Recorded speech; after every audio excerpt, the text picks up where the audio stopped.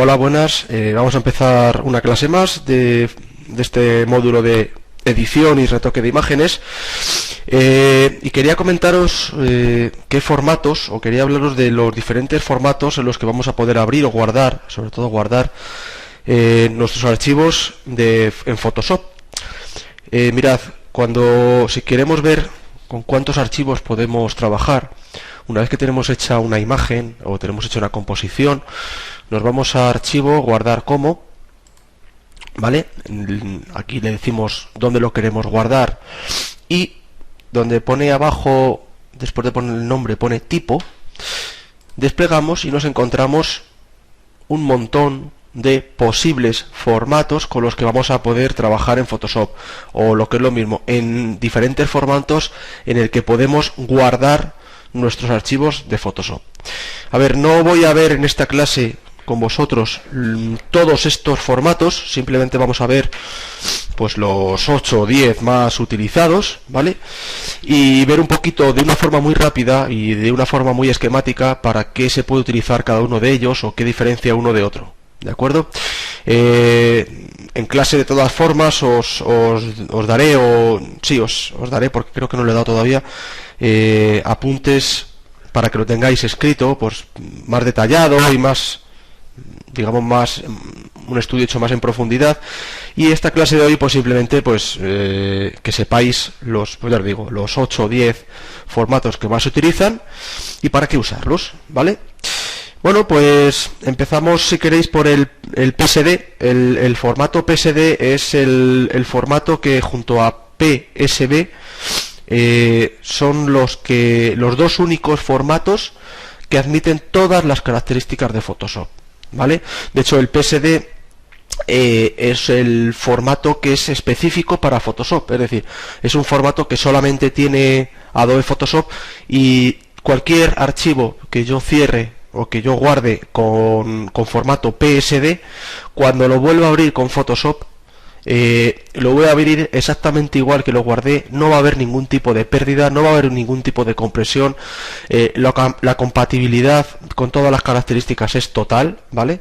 Y de hecho, si queremos trabajar y sabemos que vamos a trabajar con Photoshop, este sería sin duda el formato más adecuado, ¿de acuerdo? ¿Qué problemas podemos encontrarnos con PSD? Pues que si alguien me pide una foto que le hice un día y me dice, oye, mándamela, que me gustaría tenerla, y se la guardo en formato PSD, como esa persona no tenga Photoshop, no lo va a poder abrir. Tendría que hacer primero una reconversión de ese formato, tendría que pasarlo a un formato más compatible, como puede ser, por ejemplo, JPG o incluso PDF, y entonces, bueno, pues en esa reconversión perderíamos calidad, perderíamos algún tipo de cualidad o característica. Entonces sería mejor utilizar otros formatos que vamos a ver un poquito más adelante, ¿de acuerdo? Entonces, PSD, ya os digo que igual que PSB, que lo vamos a ver ahora, el PSD son los dos únicos formatos que admiten todas las características de Photoshop, ¿de acuerdo? ¿Qué es eso de PSD, que acabo de hablar de ello? Bueno, pues es un formato es igual que el PSD, pero la diferencia es que está indicado o está pensado para archivos grandes, ¿vale? PSB son archivos de Photoshop grandes, big. Admiten hasta 300.000 píxeles en cualquiera de las dos dimensiones, tanto en ancho como en alto, ¿de acuerdo? Con lo cual, si tenemos que guardar un archivo que es muy grande y me dice que en PSD no se puede porque es un archivo demasiado grande, pues tendríamos que guardarlo en PSB, que es el formato pues de alguna forma de gran tamaño, ¿vale? Añade la B, perdón, de big, de grande.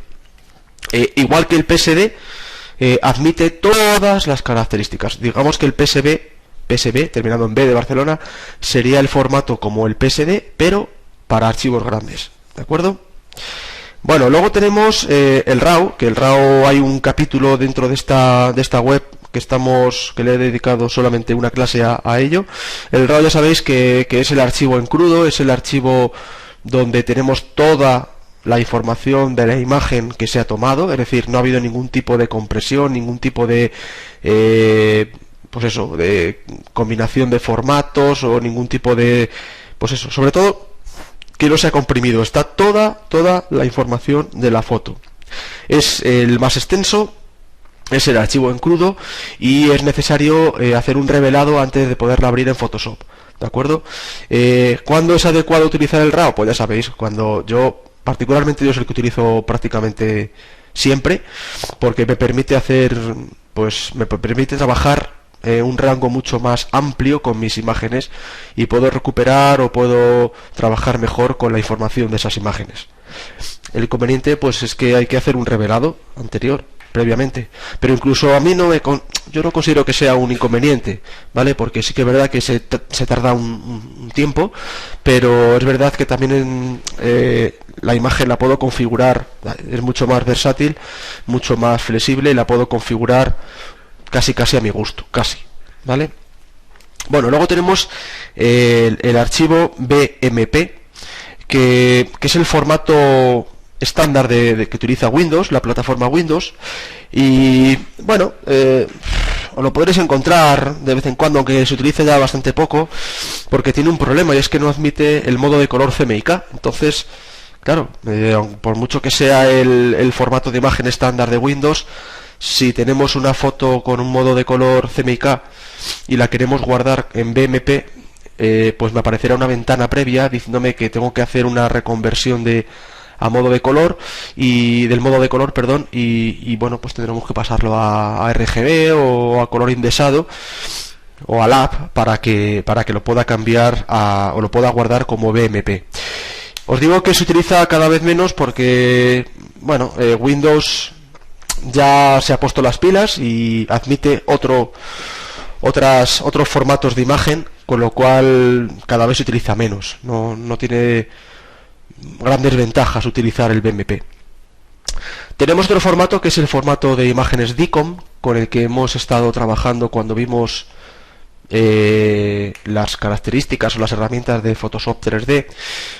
El formato DICOM es un formato que se utiliza en el ámbito médico, el ámbito de la medicina, pues para cualquier tipo de tratamiento por imagen que se haga, bueno, cualquiera no, pero por ejemplo en radiología no tanto, pero en escáner, en ultrasonidos, en TAC se utiliza son imágenes en formato DICOM, ¿vale? Ya os digo que es un formato que se utiliza en algunos tratamientos médicos para obtener imágenes que luego podemos tratar y crear volumen en 3 dimensiones.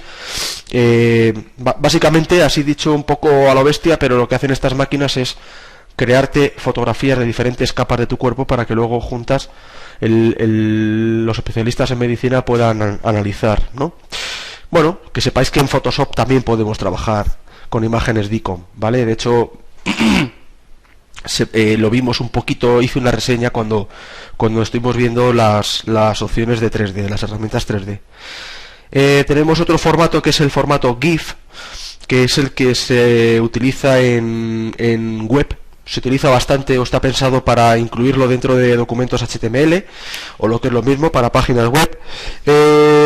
No tiene canal alfa, pero es verdad que sí que admite transparencias. Es decir, que si rasterizamos la capa o le pasamos a un modo de color indesado, lo que es transparente se mantiene transparente, con lo cual, aunque no tenga canal alfa, sí admite transparencias, ¿de acuerdo? Lo bueno que tiene el GIF es que también habréis oído hablar de un GIF animado. Bueno, de hecho hay una clase de GIF animados. El GIF animado es lo que me permite este formato es que me permite ver a modo de vídeo una secuencia de imágenes en la que yo puedo configurar el tiempo con la que vamos a ver cada una de ellas, y entonces al ponérmelas todas seguidas, pues lo que me genera es un aspecto de vídeo, ¿no? de imagen en movimiento. Esto solamente lo podemos hacer con el formato GIF, con lo cual el GIF animado, lo que se conoce como GIF animado, precisamente coge ese nombre por el formato en el que estamos haciendo ese trabajo. Luego tenemos JPG, que es un formato muy utilizado, pero A mí particularmente es el de los que menos me gustan porque comprime. Es un formato de compresión. Es decir, lo que hace es empequeñecer, entre comillas, la imagen. No hablo de tamaño, hablo de calidad. Por eso me gusta tampoco, porque a mí me gusta trabajar con la máxima calidad posible. Entonces, ¿para qué se utiliza? Bueno, pues se utiliza sobre todo para incluir imágenes también en páginas web. A diferencia del GIF, no me permite hacer la secuencia de imágenes. Además, no admite transparencias, no tiene canal alfa. Y bueno, lo bueno que tiene JPG es que a la hora de guardarlo me permite guardarlo con diferentes configuraciones de calidad. Es decir, si yo me cojo un JPG y cuando lo guardo le digo que lo quiero guardar con una calidad alta, es verdad que comprime poco. Con lo cual, bueno, visualmente no vamos a notar mucha diferencia, no vamos a tener mucha pérdida de calidad. Para mí la mayor desventaja del JPG es que no admite transparencias. Entonces, si yo a una imagen le quito el fondo porque solamente quiero ver el objeto aislado y lo quiero incluir en una página web, lo quiero incluir en cualquier otro documento, ¿vale?, publicitario, pues de repente eso que era transparente se ha convertido en color blanco. Entonces, bueno, pues me tengo que olvidar de JPG, tendría que irme a otro formato, como puede ser GIF o como puede ser TIFF, ¿vale? Hablando del TIFF, bueno, pues ya que estamos hablando de él, os cuento. El TIFF es un formato mucho más flexible que el JPG. Admite todos los modos de color: CMYK, RGB, LAP, color indesado, escala de grises. Lo bueno que tiene, por ejemplo, el TIFF, que no lo he comentado en JPG, si yo estoy trabajando en capas, con diferentes capas, que es algo bastante habitual, muy habitual diría yo, pues cuando lo guardo en JPG, el archivo es una combinación de capas, es decir, lo que ha hecho es acoplar la imagen en una sola capa. Con lo cual, si la vuelvo a abrir, no voy a poder desglosar las capas y no voy a poder editar sus contenidos por separado. Eso también es un problema gordo, ¿vale? En TIFF, sin embargo, sí que me guarda capas, admite transparencia. Bueno, el TIFF es un formato que, aunque comprime, no pierde calidad. Entonces es muy adecuado para, bueno, pues para mandarle esa foto a aquella persona que nos la ha pedido por correo electrónico y que la pueda abrir sin ningún tipo de problema y la vea exactamente igual o prácticamente igual que como la estamos viendo nosotros en Photoshop. Una cosita, os he comentado que el TIFF guarda capas, y es verdad, guarda las capas, pero solo en Photoshop. Es decir, si yo estoy haciendo una imagen, estoy trabajando con capas y esa imagen tiene, no sé, 10 capas, la guardo en TIFF y se la envío a un compañero. Ese compañero, cuando la abra, si la abre con una herramienta que no sea Photoshop, va a ver la imagen acoplada, es decir, va a ver la foto entera, tal y como la vemos nosotros, pero no va a poder desglosar las capas, porque solamente me guarda capas cuando lo vuelvo a abrir en Photoshop, ¿de acuerdo? Si esa persona a la que yo le envío esa imagen tiene Photoshop y la abre en Photoshop, va a poder abrir la foto y la va a poder ver en capas. Pero si no lo abre con Photoshop y lo abre con, no sé, con el visualizador de imágenes de Windows, con Paint, no sé, con otro programa, no va a poder ver las capas. ¿De acuerdo? Aún así, el TIFF, ya sabéis que además todos los trabajos con los que hemos estado haciendo en clase, excepto el GIF animado, creo que todos los hemos guardado en TIFF, con lo cual, bueno, pues para el trabajo de día a día, por lo menos para mí, es un formato, yo diría que el mejor, ¿de acuerdo? Luego tenemos el PDF. El PDF es un formato que está pensado para bueno, pues para compartir documentos, es un formato de documento portátil. Bueno, pues lo bueno que tiene el PDF es que es muy fiel, que representa de una forma muy fiel pues lo que estamos viendo en pantalla. Yo, por ejemplo, ahora mismo, si esto lo guardo como PDF, pues conserva muy bien las tipografías, conserva muy bien los colores, el diseño de la página. Para que os hagáis una idea, sería algo así como si yo le hiciera una foto a mi monitor con el teléfono o con la cámara y esa foto se la enviase a alguien. Bueno, pues ¿cómo lo vería? Pues exactamente igual que lo estamos viendo en pantalla, porque al hacer una foto, pues no tiene en cuenta si tiene o no tiene las tipografías, no tiene en cuenta si tiene o no tiene el modo de color. Bueno, le estamos haciendo una foto, un pantallazo, una captura de pantalla, y entonces tal y como lo estoy viendo en pantalla es lo que guarda, con lo cual el PDF, bueno, pues es un formato muy a tener en cuenta, ¿de acuerdo? Y luego también comprime, pero comprime lo que queramos, es decir, a la hora de guardar en PDF me permite hacer una pues eso, una configuración de la calidad en el que lo quiero guardar, ¿vale? Entonces, lo bueno que también tiene el PDF es que lo puede abrir cualquiera, porque para abrir un PDF hay multitud de herramientas. La oficial es el Adobe Reader, que es un lector de PDFs de Adobe, que es quien es el dueño de PDF, de ese formato. Entonces, pues es una aplicación gratuita y que además ocupa muy poquito nuestro ordenador y bueno, si además de tener el Reader tenemos el Acrobat, pues podemos incluso editarlo, ¿vale? Entonces, bueno, pues PDF a la hora de, por ejemplo, mandar correos electrónicos y demás, es un formato muy a tener en cuenta, incluso mejor que el TIFF. Y por último, para no marearos demasiado, tenemos el PNG. El PNG sería la alternativa al GIF. Últimamente se está utilizando más el formato PNG que el formato GIF para web. Si recordáis lo que os he comentado cuando hemos hablado del formato GIF, os he dicho que el GIF se utilizaba para páginas web, para incluir en páginas web, mejor dicho, y para hacer hacer esas imágenes en movimiento. Bueno, pues la única pega que tiene el PNG, que no podemos hacer esas imágenes en movimiento, pero todo lo demás, digamos que es mejor que el GIF, ¿vale? Comprime sin pérdidas, con lo cual eso está bien, porque estamos haciendo que una imagen sea menos pesada, sea más ligera, y por lo tanto, si la vamos a incorporar en una página web, es una gran alternativa, porque hacemos que la página web sea mucho más dinámica, sea más ágil, ¿vale? Reproduce transparencias, es decir, admite transparencias, y el único problema que tiene el PNG, si lo vamos a guardar para que podamos trabajar con ello en Photoshop posteriormente, es que no conserva capas, ¿vale? Bueno, pues no conserva capas y decimos, joder, pues esto es una puñeta para si queremos volver a abrirlo en ese formato en Photoshop y seguir trabajando con ello. No, es que está pensado para trabajar en web, y en web nunca voy a abrir una imagen para poder trabajar sus capas, con lo cual si vamos a guardar algo para web sería un formato muy a tener en cuenta, ¿vale? Resumiendo, si queremos conservar o queremos guardar una imagen en la que podamos abrir cualquiera de las características y aplicaciones que tiene Photoshop, los formatos con los que vamos a poder trabajar y los mejores van a ser el PSD y el PSB, ¿vale? Es el mismo formato, pero el PSB, terminado en B de Barcelona, es para archivos grandes. Si lo que queremos es utilizar imágenes porque las queremos guardar para utilizarlas en web, los mejores formatos son GIF y PNG, ¿de acuerdo? GIF y PNG. GIF, sobre todo si la imagen es una imagen en movimiento, es decir, estamos creando un GIF animado. Si la imagen es estática, yo os diría que PNG, ¿de acuerdo?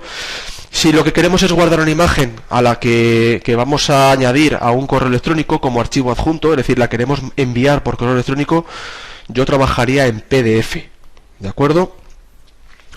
Y bueno, también PDF, os diría que últimamente, cada vez que yo he tenido que trabajar con imprentas, he tenido que enviar algo a la imprenta para poderlo imprimir, encuadernar, etcétera, cada vez más imprentas me piden PDFs, cada vez más. O sea, es algo que ya está prácticamente extendido y no se quieren complicar la vida en enviarle, porque hay veces que le dices, no, te lo envío en PSD porque así tú lo puedes abrir con Photoshop, si tuvieras que hacer algo, y ellos te dicen, no, es que yo no quiero hacer nada, porque ellos saben de sobra que ese hacer algo implica problemas, ¿vale? Es decir, oye, mira, que he visto que tienes manchas aquí, te las puedo quitar. El otro dice, no, es que no quiero que lo toques. El otro sí que le ha tocado. Bueno, pues lo mejor es enviar un PDF y no hay problemas con tipografías, no hay problemas con modos de color, no hay problemas. Ya os digo que un PDF con alta calidad, yo por lo menos no soy capaz de apreciar la diferencia de calidad con un PSD, con lo cual el resultado es muy bueno. Luego, otra cosa antes de terminar esta clase, yo puedo tener una misma imagen guardada en diferentes formatos. Es decir, si yo, esta que estáis viendo aquí, que la he puesto un poco a modo de póster, ¿no? de portada de este vídeo, me voy a archivo guardar como, yo puedo guardarla como PSD, le doy a guardar, le pongo un nombre, luego le digo otra vez guardar como, le cambio el nombre o no y le pongo otro formato, en BMP por ejemplo, o en GIF. Es decir, yo puedo tener una misma imagen guardada en diferentes formatos. Y no es una idea descabellada, yo de hecho lo suelo hacer así, para dependiendo de qué es lo que haga con esa foto, pues la puedo guardar y la suelo guardar en diferentes formatos. Os voy a poner un ejemplo. Imaginaros que estoy haciendo una imagen de producto, una imagen de producto, un bodegón, es hacer una foto a un objeto que lo voy a incluir en un catálogo, por ejemplo, o lo voy a incluir en una página web, ¿vale? Bueno, pues estoy haciendo una foto de, no sé, de un altavoz, imaginaros. Y entonces esa foto la quiero para incluir en una página web de una empresa que quiere vender ese altavoz, pero también esa misma imagen la quiero incorporar a un catálogo, pues un catálogo digital y además un catálogo también, lo diré, en papel, ¿vale? Bueno, pues para cada una de esas opciones yo la guardaría con un formato diferente. Es decir, para web, ¿en qué formato lo voy a guardar? En PNG, muy bien. En PNG porque es una foto estática. Si fuese una imagen, pues no sé, me interesa hacer una secuencia de imágenes, sería un GIF, ¿vale? Luego, si lo que quiero hacer con esa foto es incluirla en un catálogo digital, ¿vale? Pues la guardaría en PDF. Y si lo que quiero hacer es incluir esa imagen en un catálogo papel, pues posiblemente la guardaría en PSD, ¿vale?